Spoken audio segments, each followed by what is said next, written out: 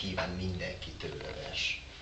Türelmed nem felejtheted, s bár csodátot rejtheted, hiába tudja jól, mit ér. És hogy is van? A lényegét csak sejteted, de ő él, nélküled is él. Az első vers, aminek a cím Körös parton.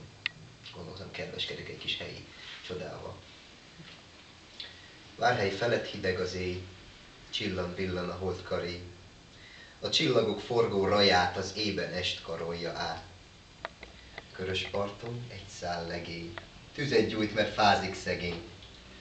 Rőzsör ropog, forró a fény, pattanva kél ezernyi lény, éltetve a narancs lángot, szalamandrákra ropnak táncot. Túl a tűznek fényes körén, csónak ring a körös ölén. Látatlanul az est alatt átvonul egy vadúd csapat.